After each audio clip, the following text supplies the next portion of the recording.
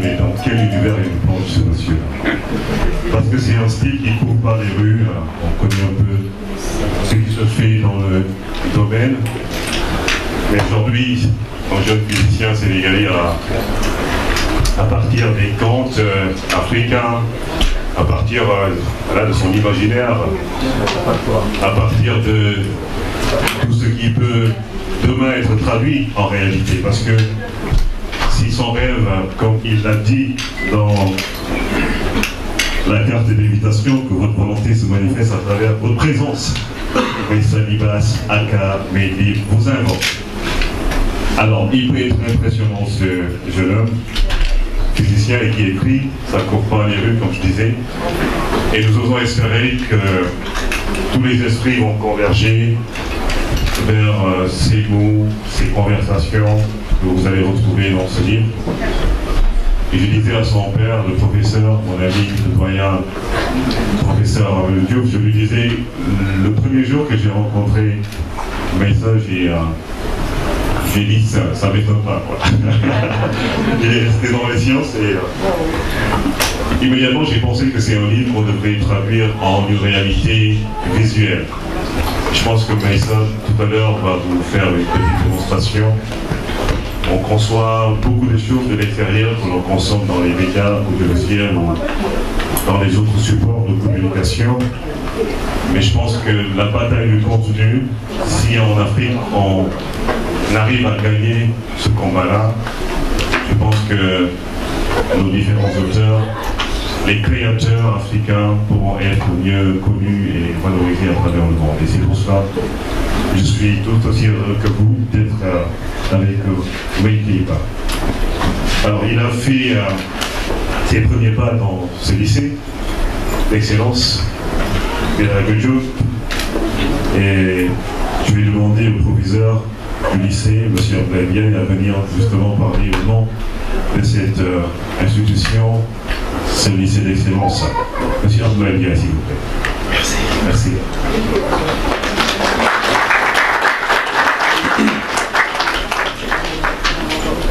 Merci, Xavier. D'abord, bonjour, chers parents, monsieur le doyen de la faculté de médecine, chers professeurs d'université, chers parents, chers étudiants, chers élèves, les amis de Meïssa, sa famille, Mme Diouf.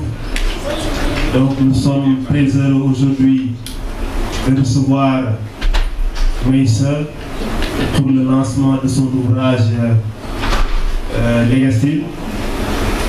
Je pense que ça fait peut-être plus d'une année quand j'ai reçu le livre.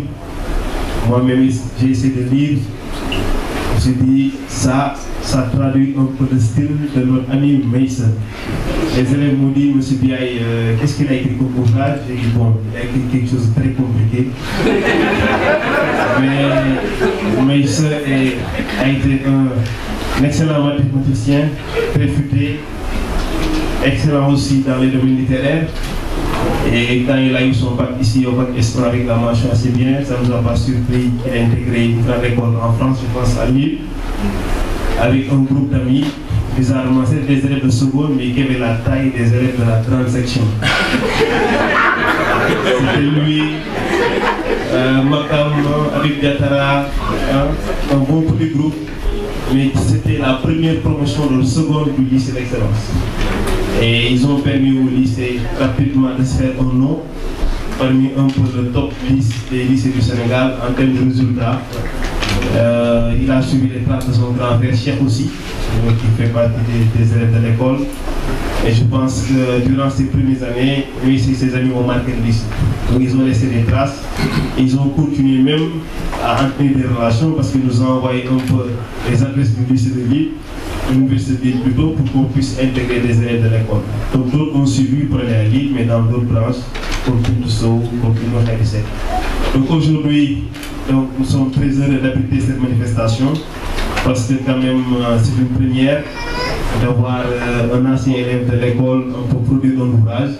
Donc on a invité un peu tout le monde. D'habitude, soit c'était des enseignants, mais qu'un élève, après un parcours brillant, puisse produire tel ouvrage, nous sommes vraiment contents. Et c'est pourquoi nous avons dit, nous voulons fêter un peu cette production, parce qu'aujourd'hui, quand même, un livre est une denrée très rare. Parce qu'on sait que ce soit dans le domaine du didactique, dans le domaine de la littérature, il y a un gros challenge. Et j'espère que le style de Maïssa va pousser non seulement ses camarades et les élèves à aimer la lecture. Parce que nous avons besoin de faire aimer encore la lecture aux élèves. En tout cas, voilà les mots que je tenais à dire. Bravo à Maïssa pour cet ouvrage. Merci au professeur Amadou de nous avoir choisi pour abriter un peu cette rencontre. Et je remercie et je suis content un peu de retrouver les anciens élèves qui étaient là, qui sont partis en France, qui sont revenus pour venir assister à cette manifestation. Encore merci à tous. Merci, monsieur Abdoulaye Guèye. Alors, ce livre a été édité par l'Harmattan. C'est vrai qu'il fait chaud en cette année. Et ça tombe bien, je vais appeler donc ma chère Coly qui va parler au nom de Harmattan Sénégal.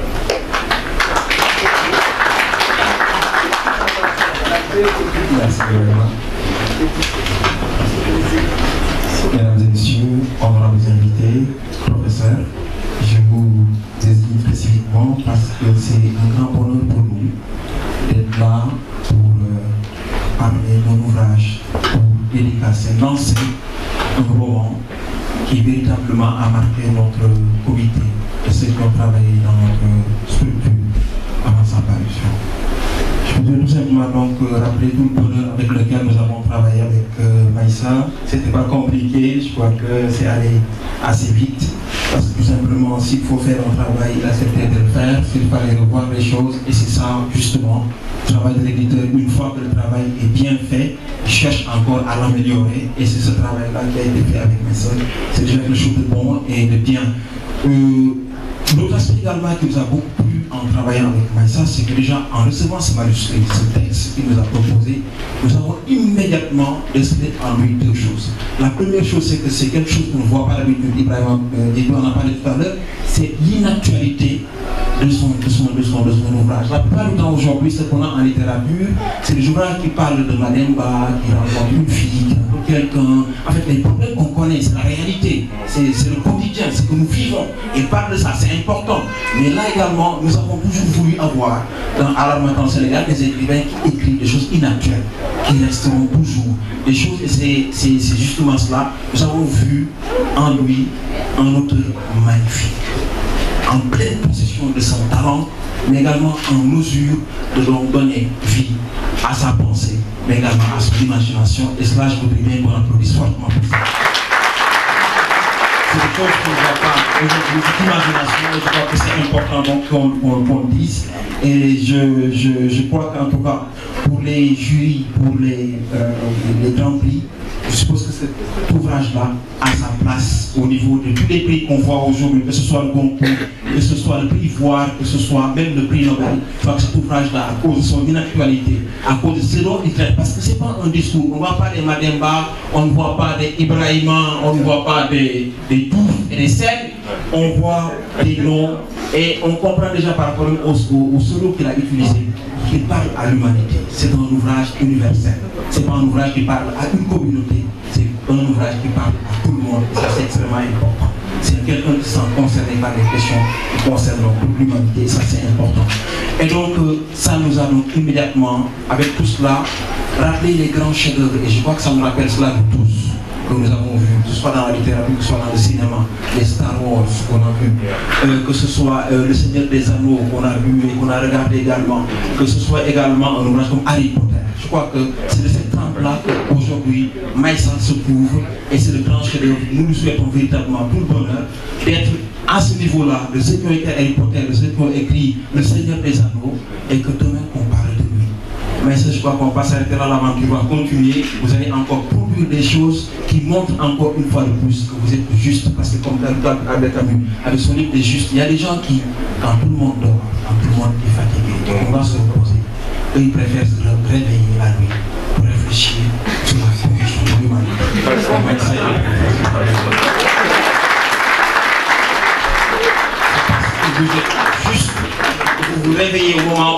certains comme moi sont en train de dormir, vous prenez ce votre temps pour écrire et donner à l'humanité ce beau chef-d'œuvre qu'on parle là, c'est sûr qu'on en parle là.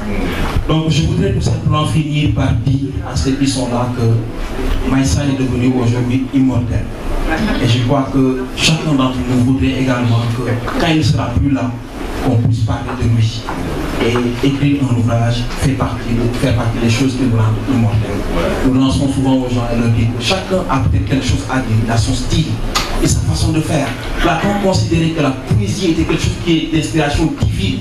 Et dans cette poésie-là, vous voyez, il donne à quelqu'un une façon d'écrire. Dès lors qu'il change cette façon d'écrire, on sent que ce n'est pas son domaine. Certains sont des romantiques, certains sont dans le surréalisme, etc.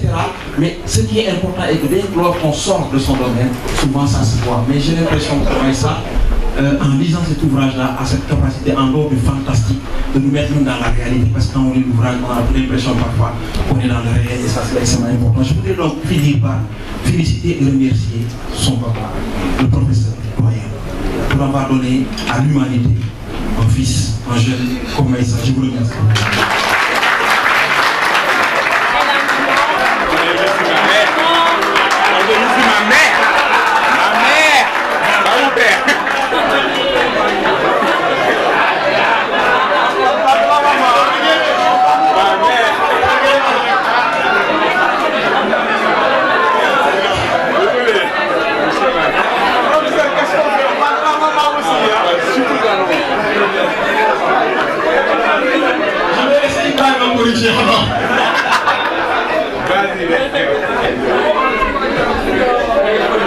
C'est mon téléphone. Ah oui, hein? Mais Bachir, en fait, Bachir, il répond à son prénom, il est généreux. Et quand tu dis merci à papa, c'est bon.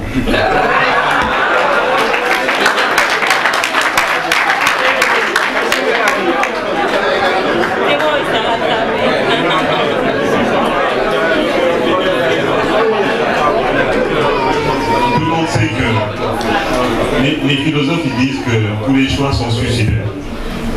Choisir, c'est des fois se condamner. Mais il y a des bons choix. Et c'est ce bon choix-là qui a fait que Mehdi existe. N'est-ce pas, Maïssa? Oui. Vous saluez mon bébé, désolé. Et merci Madame Diouf. Vraiment, merci Madame Diouf pour... Et vous avez oublié une brave dame oui. que nous connaissons très bien et que nous remercions. Je suis l'aîné de la famille. Oui. Beaucoup de gens ne me connaissent pas dans cette salle. Et c'est une occasion de lui rendre un hommage formidable. C'est l'épouse de mon jeune frère, professeur Amadou. Moi, je suis l'ambassadeur de Moustapha Diouf. Ah. Et donc, malheureusement, je suis arrivé en retard. Oui. Donc, je n'ai pas pu prendre la... C'est moi qui aurais dû prendre la parole avant tout. Bien sûr. Mais c'est bien. Merci à vous.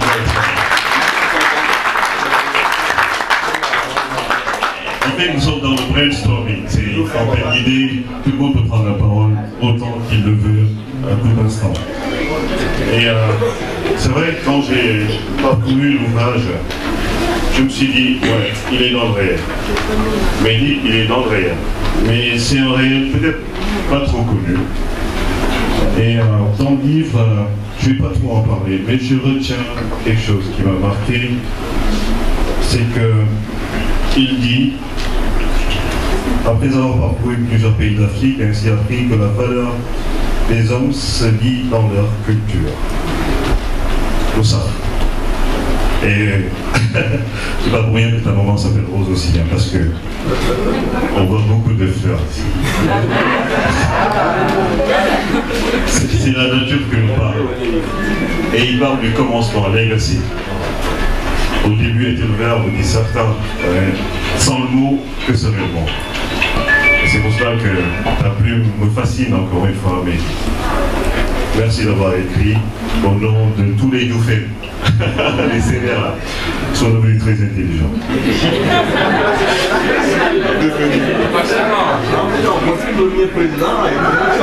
Merci tonton. Il est devenu. Heureusement qu'ils ont cheminé avec les gens. Alors pour parler de l'auteur, moi je l'ai connu il y a pas un mois. Je vais l'appeler à son épouse. L'épouse de...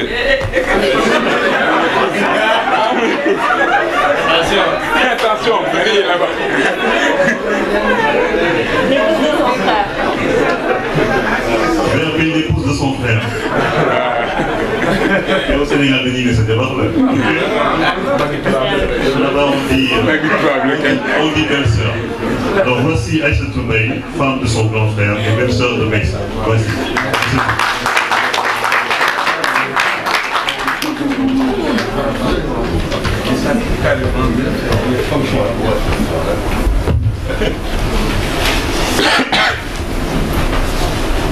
Monsieur le doyen, honoraire de la faculté de médecine, pharmacie et d'odontologie.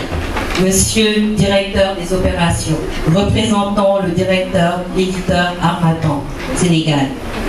Monsieur le censeur du lycée d'excellence Birago Diop, chers parents et amis, autant pour moi, chers élèves du lycée d'excellence Birago Diop, mesdemoiselles, mesdames, messieurs, distingués invités à vos titres et grades respectifs. Je voudrais tout d'abord souhaiter la bienvenue à vous tous et vous remercier pour le déplacement, marquant ainsi l'intérêt que vous portez à cet événement. C'est avec immense plaisir que j'ai accepté de m'exprimer devant ce public qui est venu soutenir l'auteur, qui n'est autre que Maïssa Libas Diouf. Je remercie ceux qui m'ont choisi et leur exprime toute ma gratitude. Pour cette cérémonie, il m'a été demandé de présenter l'auteur Maïssa Libas Diouf, ce qui constitue une lourde tâche pour moi, car Maïssa est quelqu'un qui m'est très cher. C'est quelqu'un pour lequel j'ai une affection particulière, quelqu'un dont j'admire la plume, le talent et l'imagination débordante. J'ai fait sa connaissance d'ailleurs bien avant de connaître mon mari. Et c'est grâce à lui que j'ai rencontré ce dernier. Donc merci Maïssa.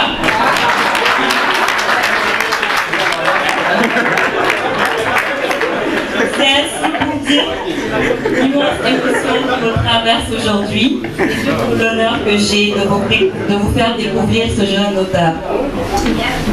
Alors, Maïssa Libas, vous m'avez de son nom d'auteur, est né le 14 novembre 1993 à Dakar. Il a grandi entouré de ses deux grands frères et de ses parents, de ses tantes et grand-mères maternelles. Il adorait les animaux depuis petit. Il avait cette capacité de les approcher sans les faire fuir. Il s'amusait facilement avec les chats qui fréquentaient la maison. D'ailleurs, ils sont toujours, au grand regret de son papa. Je ne suis pas étonnée aujourd'hui de voir des animaux de toutes sortes dans son lit. C'est tout Maïssa. Alors, à l'âge de 3 ans, il fait ses premiers pas dans l'école. Il fait ses premiers pas à l'école en allant au préscolaire, les flamboyants. Et à partir de cet instant, la curiosité qu'il avait depuis tout petit ne fit que grandir. Mehdi pratiquait beaucoup de sport, plus précisément le tennis, en suivant ses deux frères. Il est admis au cours élémentaire de l'école Mamadou Ebinata, où son développement intellectuel se fit sans trop d'encombre, jusqu'à un certain moment. Comme il a souvent dit, cet événement qui a eu lieu aux environs de ses 10 ans changea son sens à la vie. D'après lui, la naissance de sa petite sœur était comme un souffle de renouveau qui enveloppa sa maison. Sa vie ne commença qu'à cet instant précis, c'est lui qui le dit. En outre, il commença à voyager à l'étranger pour participer à des tournois internationaux de tennis à partir de cette période.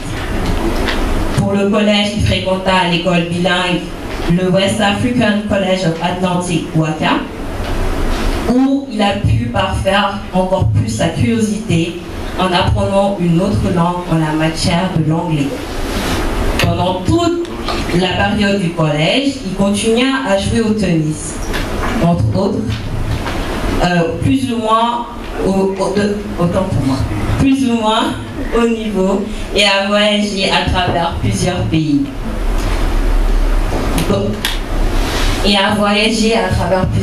d'Afrique. De ses 4 et 5 ans, il alla en Côte d'Ivoire, au Bénin, Nigeria, Égypte, Maroc, Cameroun, Afrique du Sud, Botswana. Il m'a dit que grâce à ces voyages, il aurait rencontré toute la nationalité qui peuple l'Afrique. Il n'a rien de mieux pour satisfaire un gamin avec une telle curiosité. Sa dernière année de collège n'était pas de repos. Il alternait sport et études en vivant dans un centre pour jeunes, éloigné de ses parents, ce qui ne fut pas si facile pour lui. Mais ce qui l'a le plus marqué dans sa vie, ce fut le décès de 2 proches durant cette année scolaire. Sa grand-mère, Aïda Sarr, puis sa tante maternelle, Mambella Diop. Ces 2 événements, coup sûr et couplés par une blessure au genou, l'éloignèrent du terrain de tennis. Après la période de collège, il a été accepté à entrer au lycée d'excellence Birago Diop, qui nous a fait l'honneur de l'accompagner en acceptant d'abriter dans ses locaux aujourd'hui cette cérémonie de lancement de son roman. Mesdames, Messieurs, distingués invités, Maïssa n'avait qu'un rêve. Comme beaucoup d'enfants de son âge, il voulait devenir astronaute. C'est ainsi qu'il s'insérera dans la série S. Malheureusement, dès sa première année de lycée, il ne pouvait plus pratiquer de sport à cause de sa blessure. Les voyages internationaux s'arrêtèrent pour lui. Cependant, sa curiosité était toujours intacte. Il peut assouvir en dévorant toutes sortes de bouquins que sa mère lui conseillait et lui achetait sans rechigner. Merci Tata. Il bascula finalement en série S1 et décrocha son baccalauréat avec une mention assez bien. Pour ses études, il partit dans une école préparatoire se trouvant à Lille, le lycée Baguio. Il aime souvent blaguer en me disant qu'il n'avait rien appris pour cette période-là, sinon jouer de la guitare. Le carton à l'école préparatoire le suffoquait et l'ingénierie ne lui plaisait pas vraiment. Il changea d'orientation en 3e année pour se retrouver à l'université où il commença à étudier la physique fondamentale. Hélas, encore, pendant cette période de transition, un autre drame eut lieu, car son papa français, le professeur Pierrot Chirali, comme il aime le dire, décida. Et les crises de migraine qui trimballaient depuis tout petit refirent surface. Ainsi, il ne fit que la moitié de l'année. Étrangement, ces années de maladie lui servirent beaucoup. Et comme toute chose a une fin, comme certains plaisent à le dire, le bonheur naît du malheur. Il profita de ces années sabbatiques, entre guillemets, pour commencer son roman. En s'inspirant de toutes les connaissances qu'il avait emmagasinées, il décida d'écrire un récit fantastique lui permettant lui-même de s'évader de la monotonie de la société. C'est ainsi que naquit Legacy, dont il aurait eu l'occasion de nous en parler tout à l'heure. Je ne vais pas clôturer cette présentation sans vous dire qu'il a finalement décroché son diplôme de master en physique fondamentale en étant majeur de sa promo.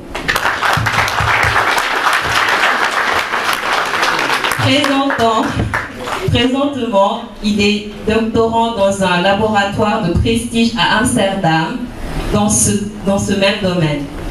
Il me dit souvent qu'il essaie de concilier ces 2 activités, écriture et recherche. mais ce n'est pas vraiment évident.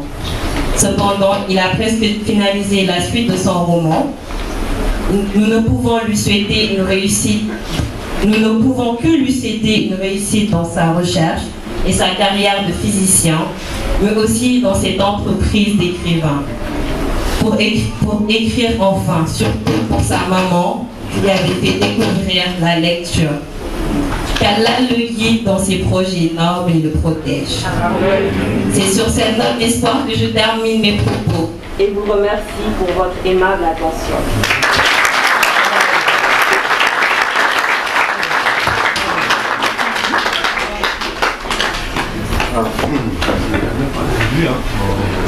Merci, merci. Aïssatou, tu aurais pu continuer. Hein. On en veut encore. Le prochain moment, c'est quoi, Maïli? C'est la suite. C'est la suite. C'est la corruption. La suite. La suite pour le moment, ok? Alors, tout à l'heure, Bachir le disait, Harry Potter, tout ce monde imaginaire qu'on consomme à travers les médias, des fois on subit la torture des enfants. Quand certaines choses passent à la télé, on ne peut pas se dire ouais, on va s'appuyer parce que c'est eux qui décident. Mais on m'a soufflé que pour plein de choses, quand Médic veut tout ce qu'il veut, c'est comme si Dieu le veut. Non, non, non.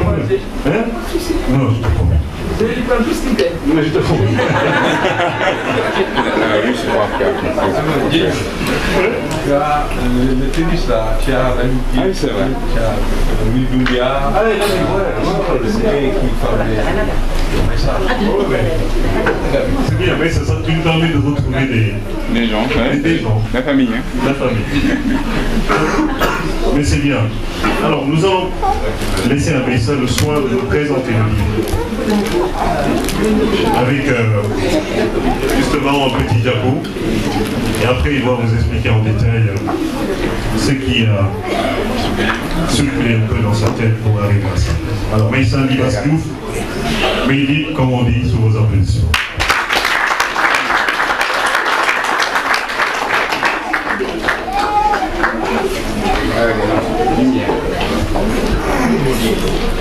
Tu parles avec qui? C'est bon. Je vais le sortir. Je vais le sortir.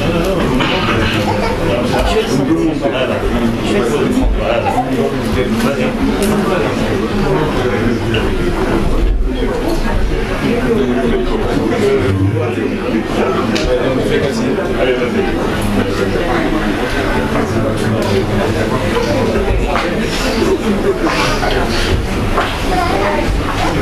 Bonjour tout le monde. Je vous remercie d'être venu et j'ai pas vraiment envie de refaire les mêmes discours. Vraiment, je suis content que vous soyez là. Et je vais commencer par expliquer mon livre, puis je vais faire un petit speech pour clôturer où je vais encore vous remercier d'être venu parce que ça me tient vraiment chaud au cœur. Ouais. Donc j'ai créé ce petit diapo pour pouvoir présenter mon livre et je l'ai surnommé Tout savoir sur Legacy. Ça m'étonnerait que vous connaissiez tout après ce diapo, mais j'espère que ça va être assez clair et que ça va vous donner envie de lire. Voilà. L'univers de Legacy, c'est un style de récit fantastique. Malheureusement, le nom français n'existe pas, donc c'est un mot français anglophone. High Fantasy, donc j'aurais traduit par Haute Fantasy, donc ça englobe la création de mondes, de nouvelles cultures, de guerres dues à ces nouvelles cultures, problèmes politiques, etc. Donc les premiers pas. Quand je commence mon livre, je vais commencer par un prologue que j'ai surnommé Mythologie, car elle va impliquer des entités au pouvoir colossaux et surhumains qui vont créer des mondes. C'est dans ce monde justement, à force de créer plusieurs mondes, que la trame va s'insérer. Voilà. Maintenant, je vais parler des entités. Il y avait 3 entités primordiales en fait qui ont commencé à créer le monde. Quand on va commencer par Géos, qui est la solidité, la maman, donc la grande sœur, puis viendra Eros, le petit frère, et Hydros, la plus petite sœur. Eros symbolise la fluidité, et Hydros va faire le lien entre les deux, entre solidité et fluidité, donc la plus petite. Donc les trois entités vivaient au début paisiblement en créant des mondes, et malheureusement ces mondes n'avaient pas de vie. Donc c'est des mondes stériles et froids. J'ai bien aimé, comme on vous l'a si bien dit, j'ai fait de la physique, donc j'ai aimé introduire quelques paramètres physiques. Donc à partir de ces trois entités, je me suis dit que quand les particules s'agitaient et qu'ils vibraient, ils montaient en température, et c'est là qu'une autre entité naquit. Donc la dernière entité, c'est Pyros. Pyros, le feu. Et le feu, c'est la vie. Ainsi, les mondes créés par ces entités prennent vie, et voilà, une nouvelle espèce naquirent. Mais comme on dit, lorsqu'on a la lumière, lorsqu'on a le feu, on a l'ombre. C'est normal, peu importe. Et du coup, une autre entité était née en même temps que Pyros en fait. Sa sœur jumelle, un bras. Ouais. Je vais maintenant parler du monde dans lequel va se dérouler le récit pour faire mon malin. Bon, en fait, c'est pour juste être un peu original et décider de changer le mot monde par réel. Donc le réel dans lequel va se dérouler le récit va s'appeler le réel. Bon, même si c'est pas vraiment réel, mais voilà. Le réel, les habitants vont être appelés rééliens plutôt, et va être divisé en 5 continents. Comme j'ai dit, pour originalité, je vais appeler ces continents Sekai.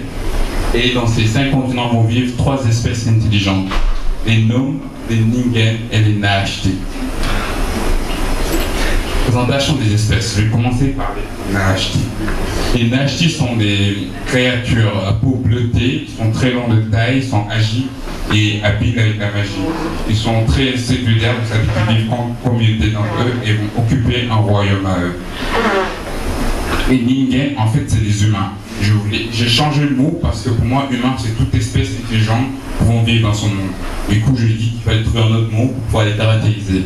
Et sinon, leurs caractéristiques physiques ressemblent exactement au nous et moi. Donc, ils seront aussi les plus nombreux du réel. Et vu qu'ils sont plus nombreux, ils vont occuper 2 territoires et on va avoir 2 royaumes dans 2 continents, 2 séquelles séparés.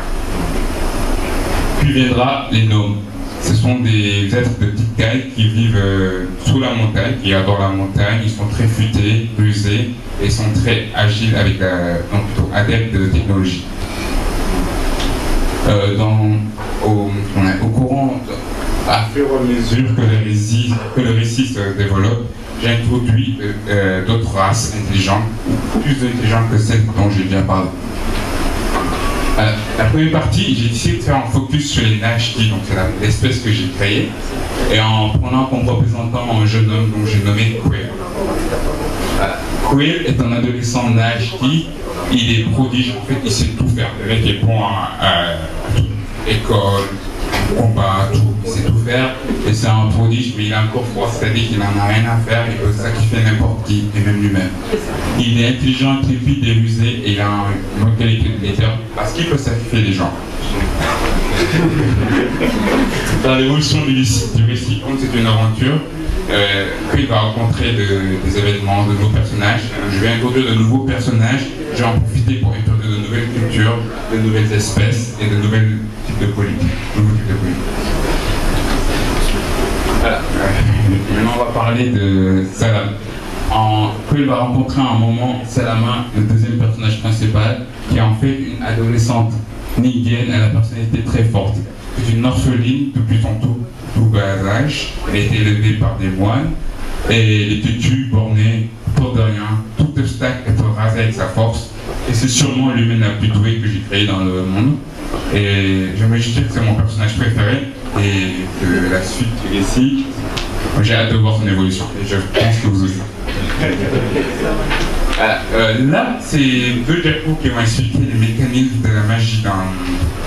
Comme j'ai dit, elles sont basées sur les entités. J'ai oublié de préciser que quand ces entités créent des mondes, elles laissent une partie d'elles-mêmes. Et cette partie d'elle-même va être appelée essence. Donc c'est l'essence des entités. Donc, Voici les différentes essences des entités. Comme j'ai dit, Géos représente la terre, Eros l'air, Hydros l'eau et Pyros le feu.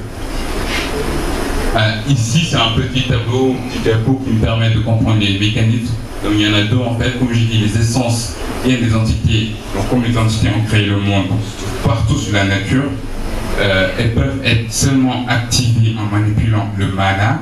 Je vais expliquer c'est quoi ça tout de suite. Et dès lors, en fait, en activant des essences, on active la magie. Puis le mana, c'est une sorte de fluide qui circule dans le corps de chaque individu et il est tout à fait propre à chaque individu et caractérise l'affinité de celui-ci avec l'entité. En plus bas, j'ai noté les deux différents niveaux de maîtrise de la magie, du novice à fantasmique. Et à partir d'un certain grade, d'autres magies seront introduites qui seront plus élémentales. C'est un peu plus compliqué.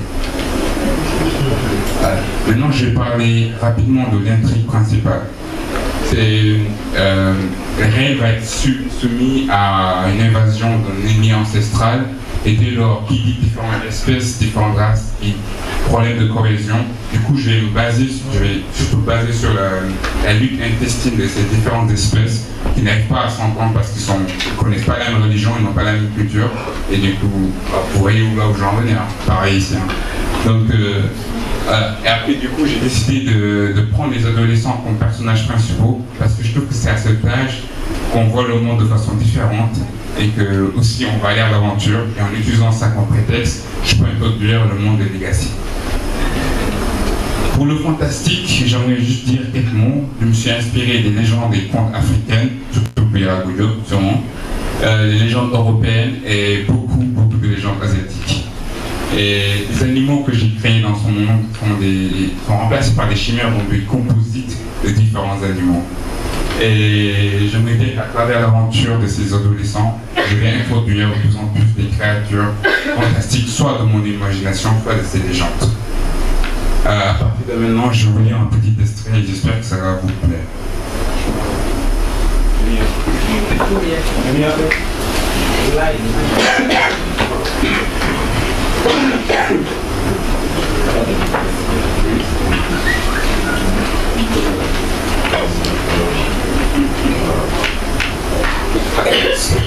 Krill inspira 2 fois. Il avait retrouvé son calme et allait tout tenter pour ne pas se faire disqualifier.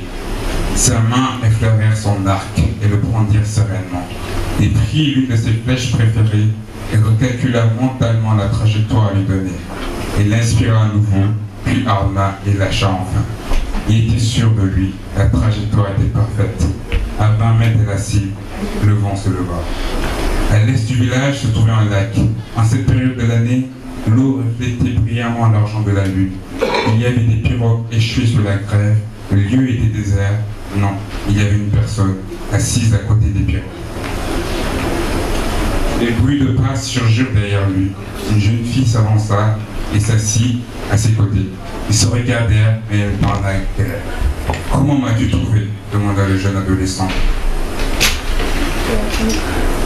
Je te connais assez pour savoir te trouver quand tu n'es pas bien, » répondit la fille. « Merci et désolé pour tout à l'heure. »« Wow » dit la gamine étonnée. « Je pense bien que ça doit être la première fois que tu t'excuses devant moi. »« Faut bien au début à tout, fit le garçon. »« J'imagine que tu es là pour le pari. Il y a un peu de ça, dit-elle en lui prenant la main. Mais ça attendra. » Il lui serra sa main et eut une envie folle de la tenir dans ses bras. Il hésita, mais l'envie l'emporta et il posa sa tête sur son épaule. « J'espère que tu ne pleures pas, tacquilla la fille. T'es pas ton genre d'eux. » Il la serrait si fort qu'elle en avait perdu le souffle. Elle se dégagea, il l'attrapa par les épaules, la regarda tendrement dans les yeux avant de l'embrasser. Ce n'était pas la première fois qu'ils se tenaient la main. Par contre, c'était leur premier baiser. Ce premier baiser, c'était juste fantastique. Elle sentait une vague de chaleur envahir son corps. La lune, son reflet et les étoiles étaient les seuls témoins. Elle pensa alors que rien de plus beau ne pouvait arriver. Le monde entier leur appartenait. Soudain, une boule de feu s'était écrasée non loin d'eux. Surpris, ils se tournèrent vers sa provenance. Là, à droite d'eux, se tenait un gamin enragé. « Qu'est-ce qui te prend ?» lui cria la jeune adolescente. « C'est plutôt à vous de me dire ce que vous faites, » rugit ce dernier. Il se rua sur le garçon et le prit par le col de sa veste. « Vas-y, explique-toi, moi je ris l'assaillant. Le plaquant contre la pirogue la plus proche. Brusquement, ses pieds se dérobèrent sous lui, à quatre pattes. Il sentait le sol trembler sous ses mains. Il leva la tête. Une lumière rouge semblait provenir de la lune et éclairer le centre du village. Puis, il entendit des cris glacés à son sang. Qu'est-ce qui se passe? balbutia-t-il. Un dessin.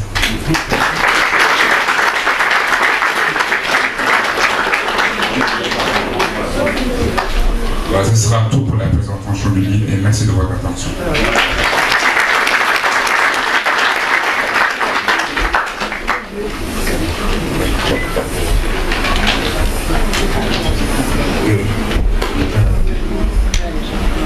Je vais aller voir.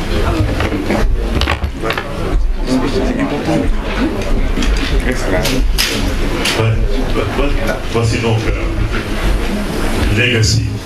Et quand je disais tout à l'heure qu'il faut tout faire pour le traduire en vidéo, sincèrement, c'est un univers qu'on va retrouver partout,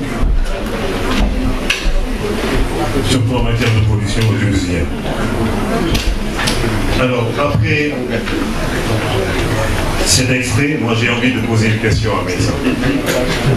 Pourquoi tu as choisi cette partie du livre? Je vais commencer à poser la première question avant de donner la parole au public. Bon, tu peux utiliser ce micro-là pour répondre. Après, les journalistes qui sont là et le public, ils pourront interpeller. Parce que nous sommes dans la partie parole au public. Alors, mais dis-moi pourquoi cette... Et c'est quelle page justement? Page 33. Ok. Question pratique d'abord. Dans cette partie, je n'ai pas utilisé de nom. J'ai utilisé que des prénoms. Et j'ai utilisé gamin, gamine. J'ai essayé de faire une petite intrigue pour ne pas montrer c'était qui. Voilà pourquoi j'ai utilisé cette partie. Deuxième, il y a une amie qui sont juste là-bas qui avait lu mon livre et qui avait adoré cette partie, qui m'a dit tu dois en faire un extrait. Il y a 4 ans. Et je n'avais pas encore fait, je n'avais même pas fini. Et du coup, je dis pourquoi pas utiliser ça.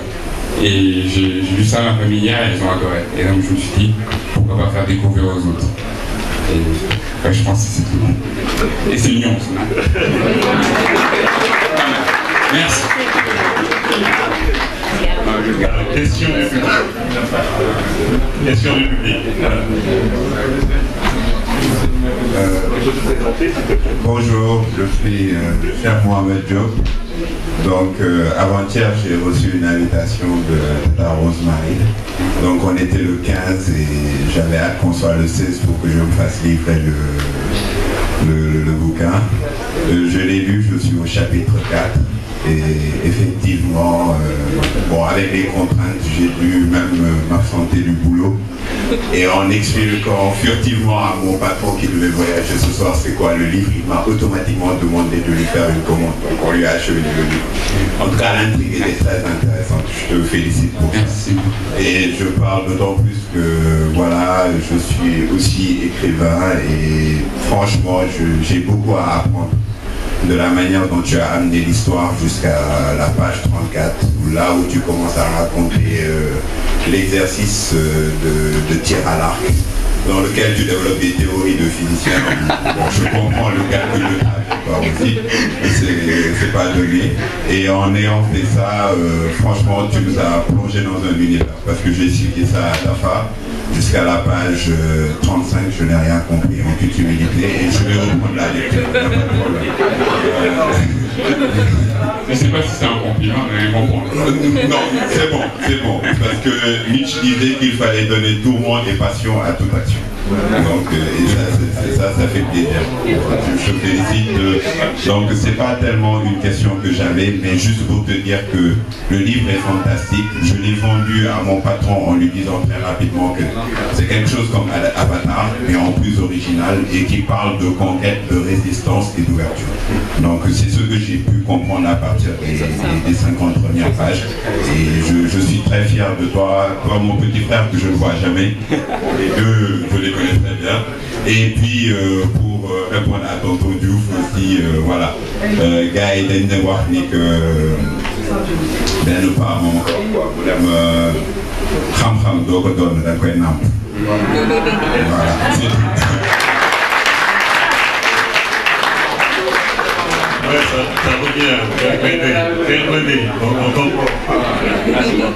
Certains scientifiques disent que 50% de l'intelligence provient de l'héritage. Et le reste, c'est aux enfants de travailler pour ça. Alors Mohamed, tu as un commentaire à faire après ce que Giovanni? C'est bon. Vraiment, c'était rien à dire. Merci. Bien compris. Parole au public. Parole au public. Et voilà. Je vois deux mains. Ok. Le plus proche ou le plus loin, d'accord. On va là-bas et puis on revient ici. Il n'y a pas d'hôtesse? Il y a l'hôtesse. Oui, il y a l'hôtesse. Bonjour à tous. Merci de nous amener vers cette réflexion. Je pense qu'il nous pousse encore à réfléchir sur nos mondes. Et moi, les premières pages que j'ai lues, je pense que ce n'est pas un monde irréel. À mon avis, c'est le monde de l'Ouest. Les personnages qui sont décrivés le début, moi, quand je regarde Géos, Aéros, je pense, Ibrahim, mais Géos, c'est le papa. Non, c'est la maman. Ah non, j'arrive. Il arrive. Vous avez écrit, mais moi j'ai mon interprétation. Connaissant votre père, je sais qu'il est dur comme un roi. C'est pas quelqu'un qui a vraiment utilisé les chemins les plus faciles pour arriver là où il est aujourd'hui. Et je pense que Aéros sont des frères qui ne l'ont pas empêché de bouger parce qu'il a parlé de fluidité. Plus qu'il a bougé, ils t'ont laissé la place parce qu'ils ont commencé le tennis avant toi et pourtant tu étais le plus connu. Je pense qu'ils t'ont laissé à passer. C'est ça, c'est le premier. Et celui qui a fait le lien de cette famille, c'est ta mère, c'est nous. Moi, c'est ce que j'ai vu. Sauf le scénario là où ça n'a pas passé, c'est que la lumière était là avant toi, c'est ta sœur. Toi, tu es l'ombre. Ce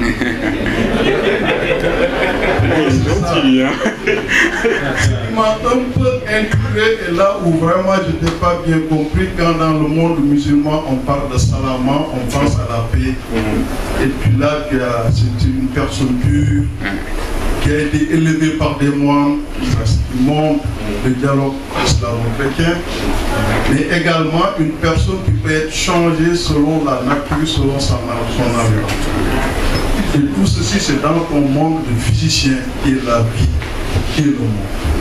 Qui a voulu raconter ton monde de physicien, de chimiste, la vie que tu as vécue entre un papa toxicologue et une maman biologiste, et surtout une famille qui a été très sourde.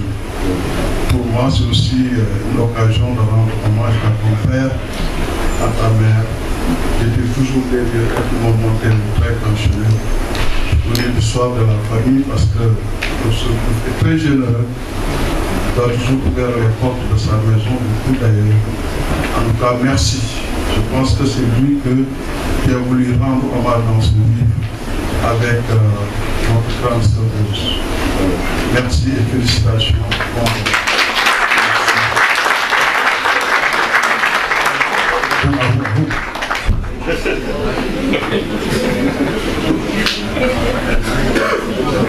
Bonjour à tout le monde.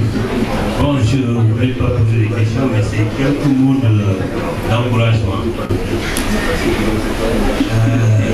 J'ai pas encore lu le roman. Il m'a voulu, mais pas lu avant.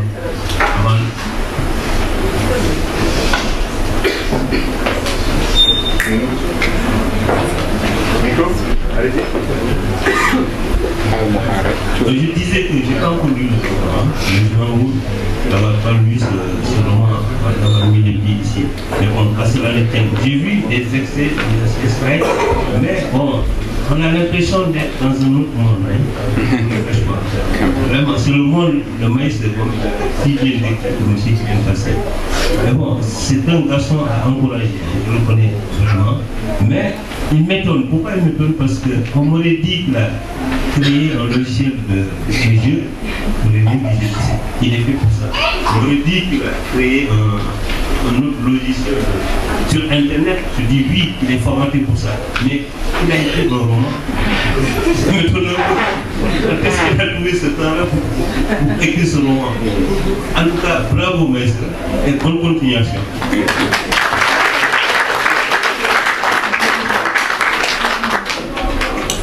Je vais passer la parole à Ibrahim Khalil du Soleil. Et donc moi, grand syndicaliste, c'est liquidé pour les intérêts des journalistes avec le synthèse. Ibrahim.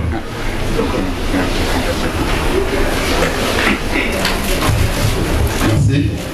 Je m'appelle Ibrahim Khalil, je suis journaliste au Soleil, comme il l'a dit, et je suis également le secrétaire général national du syndicat des professionnels de l'information et de la communication du Sénégal, le SYNPICS. Je voudrais d'emblée rendre hommage au professeur Diouf, avec qui j'ai effectué la Umrah en tant qu'invité du roi de l'Arabie Saoudite il y a un peu moins de 2 ans, et qui m'a de prime abord pris sur son protectrice. C'est véritablement un homme, et c'est à cause de lui que je suis là. Il m'associe depuis lors en échange pour lui. On a eu vraiment des atomes crochés en terre sainte. Cela dit, je voudrais également féliciter le fils qui, comme on dit, aux âmes bien nées, la valeur de prix, comment former l'expression, mais vous comprenez. Maintenant, je voudrais simplement revenir un peu sur le jeune Diouf en lui disant que le contexte semble un peu hermétique dans un contexte où les gens ne lisent plus. Ils s'abonnent au smartphone, à des jeux ou bien sur l'internet. Est-ce que c'est pas pour vous? Et est-ce que vous n'auriez pas pu rendre votre étude beaucoup plus accessible? Je sais qu'il est beaucoup plus difficile dans le journaliste, c'est plus simple, mais c'est du temps. C'est peut-être un peu osé, c'est peut-être un peu fait exprès, mais est-ce que vous n'auriez pas dû rendre votre étude beaucoup plus accessible pour que le plus grand nombre s'y intéresse, étant entendu que nos jours, les gens ne lisent plus? La deuxième interrogation également, c'est par rapport à votre carrière. Vous avez un profil scientifique, mais aussi percé dans les lettres durant votre enfance. Donc, est-ce que vous pensez que vous pourriez faire une carrière en tant qu'écrivain pour délaisser un peu les sciences, carrément à l'écriture, parce que c'est des options également. Et la dernière interpellation, c'est par rapport à vos voyages, à vos découvertes. Aussi, en voyage, on apprend beaucoup dans les voyages. Est-ce que vous connaissez le monde sénégalais? Est-ce que vous connaissez, je ne sais pas, vos racines? Moi, je suis un peu, je ne sais pas, vos racines sérieuses. Est-ce que vous les connaissez? Parce que c'est important de s'ouvrir au monde, mais de se connaître soi-même. Merci Ibrahim. D'autres questions? Oui, je connais. D'autres questions? Comment j'en ai plein? Comment je commence? Je vais répondre à Ibrahim. La première question, c'est j'ai un peu fermé mon écriture. Je vais pas vous mentir, j'ai écrit ce livre pour moi. Comme elle a si bien dit Léa Stou, je l'ai écrit en période où j'étais pas bien, où j'ai écrit juste pour me libérer, et aussi parce que j'avais lu un livre que j'avais pas aimé et que ce mec était connu, il était riche. Voilà, et il a écrit facilement. À quoi bon? Des fois, il faut trouver un challenge et essayer de l'abattre, cet obstacle. Et je pense que c'est qu'en faisant cela qu'on vit quoi, en tant qu'humain. Donc c'est pour ça que j'ai fait ça. Donc voilà. Deuxième question, c'est par rapport à tes racines et est-ce que tu comptes continuer une carrière d'écrivain? C'est carrière. J'adore la science, vraiment la physique c'est toute ma vie. J'aime écrire mais c'est vraiment cool, j'adore vraiment. Je pense pas. Je pense que peut-être si je prends la retraite plus tard,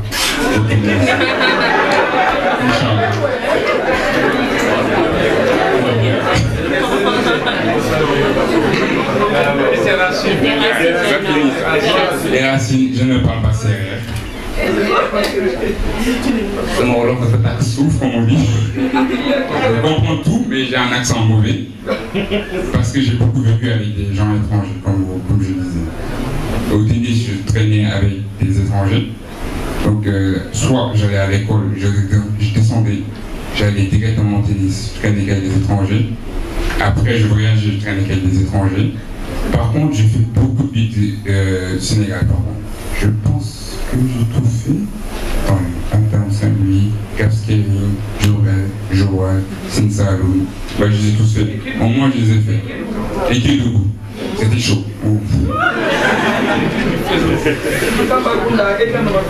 Ouais, moi aussi c'était Tamba. Et Louga, c'est où se trouve la famille de mon père. Donc sa mère habite là-bas, donc on y va souvent. Vous n'avez jamais été à Choc? Où ça? On passe, mais je suis jamais arrêté. C'était la troisième fois. C'est ce que je veux dire. Pour les racines, j'ai beaucoup lu quand même de livres sénégaliens. Faut pas vous tromper. Tout ce que ma mère disait en livres sénégalais, livres africains, je les prenais et je les lisais. Donc ça, je me suis beaucoup inspiré des contes. Et même dans les Nashka, en fait, tout le truc se base sur la culture un peu sénégalaise. Ça se trouve autour d'un Baobab. Et j'ai même pas... lorsque cet événement arrive, c'était comme si c'était la pleine lune, ça va. Je me suis inspiré de ça, en fait. Mais oui, je pense que mes racines pouvaient être plus profondes, malheureusement elles ne le sont pas. Mais j'ai remercié quand même mes parents pour m'aider. Et je vais chercher à approfondir. Mais c'est pour tes racines. Oui, le professeur va dire. Justement, tu vas parler Wolof. Ta mère n'est pas Wolof, maman, elle est Diop, mais elle n'est pas Wolof. Et à la maison, ta grand-mère parle français. Ouais, ma grand-mère parle français. Donc, c'est ça. Mais moi, quand je connaissais la famille, je disais, mais c'est là, ils viennent d'où? Mais les Diop étaient ça, personne ne parle Wolof. En Guinée, on parle de Dieu, quelque chose. Donc, je ne parle pas, tu ne parles pas. Voilà, et moi, je suis sérère, je ne parle pas sérère. Ma mère ne parle pas sérère. Ma grand-mère ne parle pas sérère. C'est... On ne m'apprend du tout. C'est le nom du monde. Et c'est ça.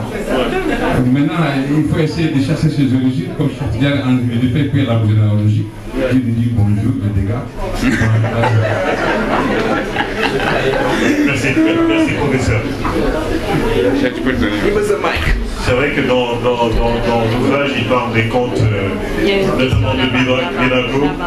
Alors, une dame de l'autre côté et saluer la présence de toute la famille du tennis, en l'occurrence Minoud, qui est avec nous, Doubia, merci d'être venu. Doubia, merci également. C'est Abou. Lui, c'est Abou. Ok. C'est Abou Berté. Abou Berté. Et mon frère Guédou. Ils sont tous là. On va faire du ping-pong après. On va passer là. C'est là où on va faire quoi? C'est ça? Madame, s'il vous plaît. Madame Taki. C'est éteint. C'est éteint? Non, c'est bon. Ah, des fois ça c'est. Allô? Ouais, c'est bon. Bonjour. J'étais déjà dans la même classe. Ça marche pas. Donc, ça marche. Vas-y, parle fort. Oui, on t'entend. Ok. Donc, j'étais dans la même classe que Maïssa. On s'est rencontrés à Béragoudou. Et dès lors, je l'ai apprécié et je l'ai côtoyé. Et je ne pouvais pas quand même venir et ne pas parler de lui. Donc déjà, je voudrais un peu rebondir sur ce que nos deux papas ont dit. Donc déjà, le premier a dit que ça l'a étonné qu'il crée un livre et pas plutôt un logiciel. Moi, ça ne m'étonne pas.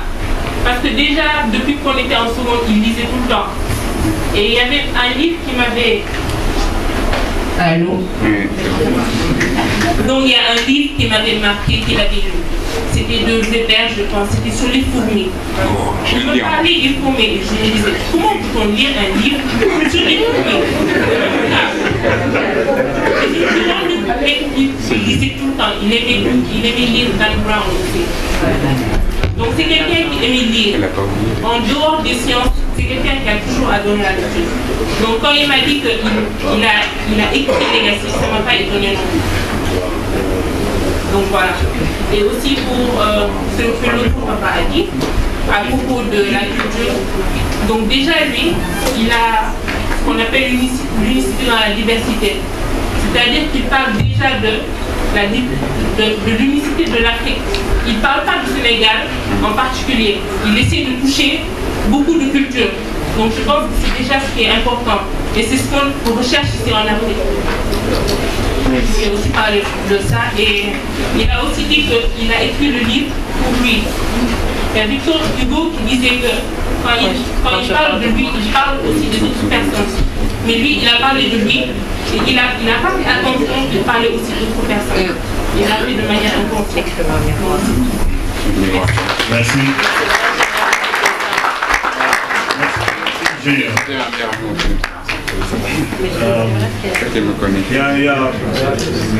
On va faire vite parce que apparemment la presse ils ont besoin de Mehdi pour passer dans 20 heures, n'est-ce pas les gars? Voilà. Est-ce que tu peux... non, tu ne peux pas partir. Je vais faire mon speech. Alors, il est important. Qui va prendre la parole? Professeur Nian. J'ai vu d'autres mains. Égal, tout est là. Je sais pas, il doit faire la presse, mais là... Professeur Nian. Merci. Et tu avais 3 déjà. C'est long. Après, Mélie, tu fais ton speech. Alors, allez-y, Laurent. Bonsoir à tout le monde. Alors moi je suis Martine Diop, je suis la cousine germaine de Madame Diouf. Et il se trouve que je suis promotionnaire également pour papa, professeur Diouf. Je félicite, avant de féliciter Meissa Libas, je tiens à féliciter les parents qui l'ont accompagnée. Parce qu'on dit que derrière un grand homme, il y a une grande femme, c'est confirmé. Mais derrière un esprit aussi brillant, il y a un fort accompagnement et de longue date. Alors papa et maman, bravo. C'est également votre jour. Je n'ai pas lu le livre, mais ce que je vois, le petit garçon, il m'a l'air un petit peu métissé. Et il n'ignore pas qu'il est d'une famille très métissée. Si on parle d'origine, ça va être très compliqué.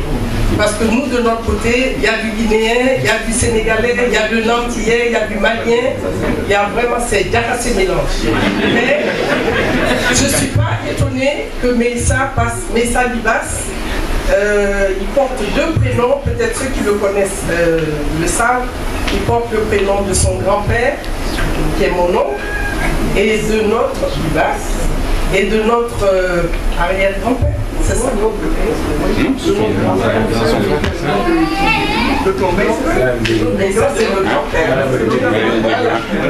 voilà. Pour lui, c'est grand-père et arrière-grand-père. Voilà, c'est ça. Ah oui, Libas c'était déjà quelqu'un, mais ça c'est autre chose.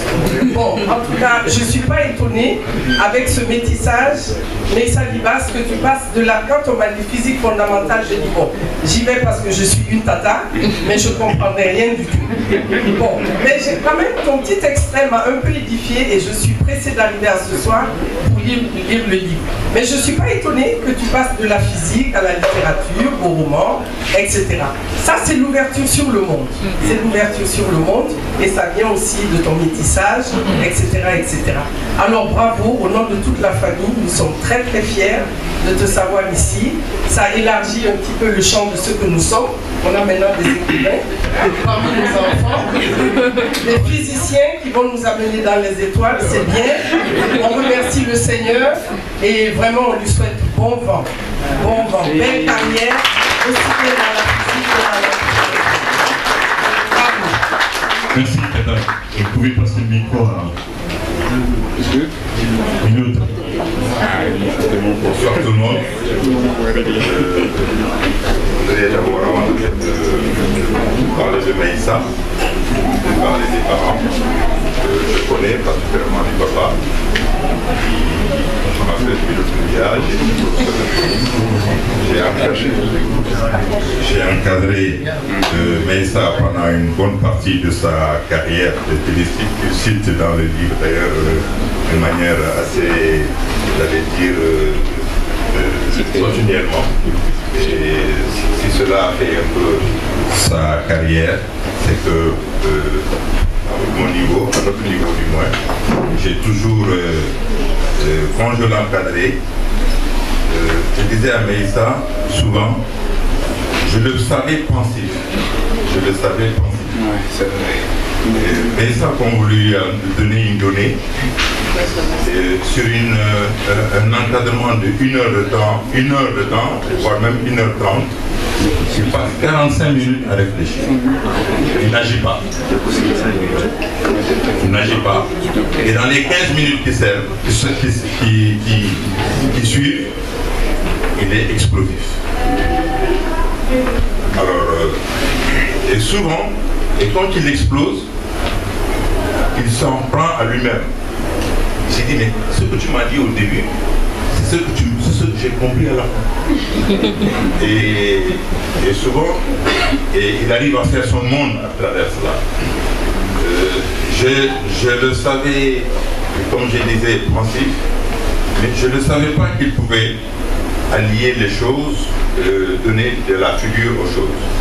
Mais je pense, et je pense que je lui ai dit, je pense que ça a été une de ses philosophies. Lorsque nous formons des jeunes, nous leur disons souvent, faites ce que vous avez à faire et vous allez faire votre carrière doucement, petit. Mais j'étais persuadé qu'en donnant une formation tennistique à Meïssa, il allait à son niveau éclater, exploser un peu, montrer un peu ce dont il est capable, être sélectionné et aller à la rencontre des gens. Cette rencontre des gens-là, je savais que ça allait le faire une ouverture sur le monde. Parce que nous tous nous sommes passés par ça. Et à ce niveau-là, je suis heureux de voir que lui, il en a fait, j'allais dire, pratiquement une philosophie interne qui a fait qu'il a pu s'exprimer et trouver sa voie souvent. Parce que je veux donner une petite anecdote. Sur 1 heure de temps, voire même sur une semaine d'entraînement, Meïssa avait des maux de tête constamment. Et personnellement, en ce qui me concerne, ça me posait problème parce que je savais est-ce qu'il fallait continuer, mais il fallait arrêter. Mais il était assez courageux et demandait à continuer. Et à la fin, il arrivait à trouver sa voie. Quand ça ne marchait vraiment pas, bon, il arrêtait, mais je pense qu'il était assez courageux. J'ai pu lire tout à l'heure dans la présentation que ce remède, avec ce mal qu'il avait, a pu trouver une issue heureuse tout au long de sa carrière. Mais ce qui était important, c'est que nous, on le disait souvent, va à la rencontre du monde. Si tu ne peux pas aujourd'hui être le grand champion que tu veux être, au moins tu seras un homme de main.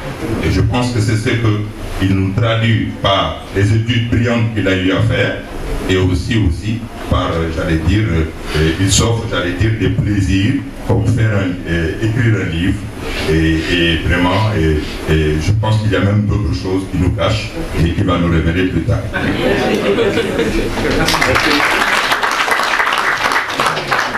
Merci. Voilà, j'ai vu Emma, le professeur Dian. Allez, bonjour. Et ça, donc Mohamed Diouf. Je pense que j'ai voulu juste prendre la parole déjà pour te féliciter. Je pense qu'il y a une fierté quand même qui se dégage parce que je pense que c'est le genre de livre aujourd'hui. J'ai entendu un monsieur parler du fait que les jeunes ne lisent plus. Je pense que c'est un monde quand même qui correspond beaucoup à la jeunesse. Parce que je suis, par exemple, je prends mon cas où je suis fan de la culture japonaise. Je suis fan un peu de chaque monde que tu décris. Je n'ai pas encore lu le livre, mais j'ai lu la quatrième de couverture. Et je pense que c'est très très important de souligner que tout ce monde qui se retrouve ce monde de jeu de rôle. Je t'entends parler de mana, je t'entends parler de toutes ces petites choses, et je pense que c'est ça qui devrait intégrer les jeunes et les pousser à lire ce livre, parce que voilà, c'est un monde qui parle un peu de ce qui se passe dans la jeunesse, et ça change un peu de toutes les lectures classiques qu'on a lues. Et c'est une fierté aujourd'hui parce que tous les genres de livres qu'on lit sont écrits par des auteurs occidentaux. Et aujourd'hui, on se retrouve avec un auteur jeune, sénégalais, et qui, c'est la première partie, c'est le commencement. Donc, il y a encore le temps. Donc voilà, c'était juste pour exprimer une fierté et dire que j'ai pas encore lu le livre parce que je suis hier. Et voilà, et j'espère que la continuité se passera très bien. Merci. Merci. Professeur Bion. Ah, il a participé longtemps. C'est mon formateur. Bonsoir tout le monde. Je voudrais d'abord féliciter les parents. D'abord, ce monsieur qui est à ma gauche, nous nous sommes rencontrés à l'université comme professeur et nous avons eu la redoutable tâche de mettre nos enfants dans les meilleurs établissements de l'époque. Et tout à l'heure, on parlait de son fils Moustapha, qui était à franco-sénégalaise en même temps que mon fils Robert. Et l'autre jour, quand j'ai reçu l'exemplaire, je l'ai appelé et au téléphone, quand on a échangé, je lui ai parlé de Moustapha. Bon, le souvenir revenait vaguement. Mais lui et moi, nous savons que quand on se voyait, on s'appelait le papa de Flaubert, le papa de Moustapha. Donc vraiment, monsieur et madame Diouf, bravo et félicitations. Je crois qu'un garçon de cet âge-là, quand il produit un ouvrage de l'esprit, on ne le félicite pas. On prie pour lui. Je crois qu'il a surtout besoin de prière et que nos voeux t'accompagnent, que tu puisses mener ta carrière à bon port et que tu puisses produire d'autres ouvrages de l'esprit d'aussi bonne qualité, sinon de meilleure qualité.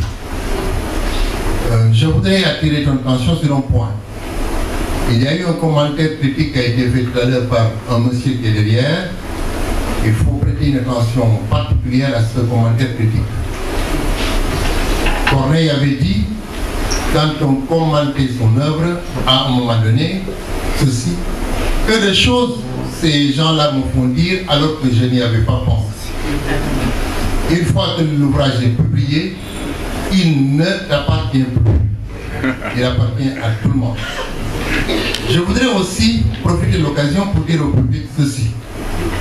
Littérature et sciences sont très compatibles.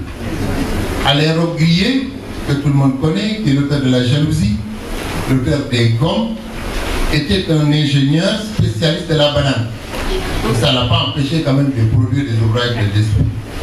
Je crois que les dispositions sont là, parce que tu as fait tes preuves. Il t'appartient maintenant de pouvoir combiner les deux en te disant que science et littérature sont compatibles. C'est juste ces petits mots-là que je voulais dire parce que je n'osais pas me déminer dès lors que je voyais toujours le clin d'œil du père qui attendait de moi une petite réaction. Vraiment, c'est une réaction de félicitations et aussi de prière. Je vous remercie. Merci, professeur. Alors, on va terminer avec un petit speech de...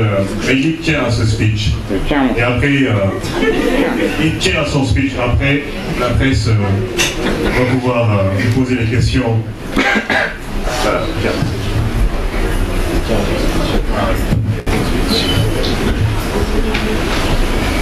Comme l'a si bien dit Ibrahim Diadou, je tiens vraiment à ce speech.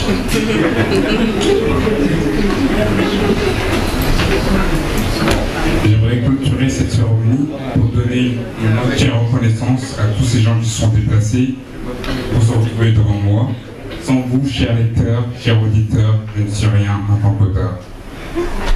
J'aimerais remercier monsieur le directeur des opérations, le directeur représentant d'Harmattan Sénégal, monsieur le censeur du lycée des sciences pédagogiques pour l'organisation de cet événement. Je rends grâce à Dieu qui m'a aidé à travers tous les événements de ma vie et qui m'a permis de me retrouver là devant vous. J'ai juste quelques mots à dire avant de vous laisser vaquer à vos importantes occupations. Je voudrais profiter de cette occasion pour surligner certaines idées conçues et réalisées. Je voudrais donner un appui à certains gens comme moi qui ont décidé d'entreprendre un projet en dehors de leur travail initial. Je citerai Boubacar Gueye, qui est étudiant en médecine en 5e année. Il a eu l'audace de créer un excellent salon de tailleur du nom de Bouba. C'est d'ailleurs lui qui m'a habillé.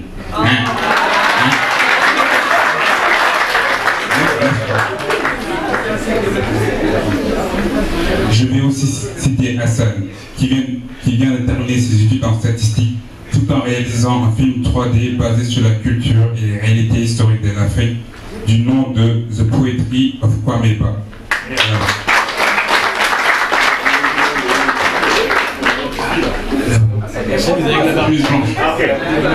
Ses talents de 3D designer lui ont permis à confectionner cette magnifique carte de visite. C'est lui qui les a.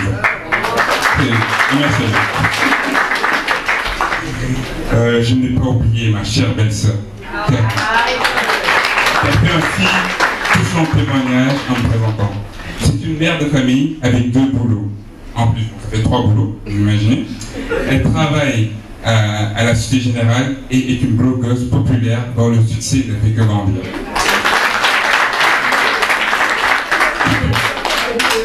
Dans la vie, il faut oser. Ne pas avoir peur d'essayer. Il n'y a pas d'âge pour lui regarder. D'ailleurs, Boubacar me disait hier, tout le monde me demande comment un médecin peut-il avoir du temps de faire un métier de tailleur. La volonté.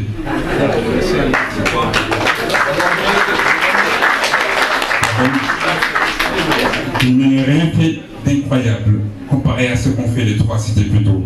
Et je vais me tourner vers les plus jeunes générations. Désolé si je manque de respect à des personnes si présentes, mais il faut dépasser certains carcans qui limitent notre épanouissement intellectuel. Adultes, laissez vos enfants se développer. Ils ne vous en remercierions que plus. Enfants, allez-y, osez, essayez de décrocher cette lune que vous croyez impossible à atteindre. C'est dans cette veine que j'aimerais remercier de tout mon cœur, de tout mon âme, ma famille. Ces dernières m'ont supporté dans tous les obstacles. Que cela soit mon père, ma mère, mes frères, ma petite soeur, toujours cachée. Ils m'ont toujours dit, fais ce dont tu as envie, par la grâce de Dieu, tu aboutiras. Merci.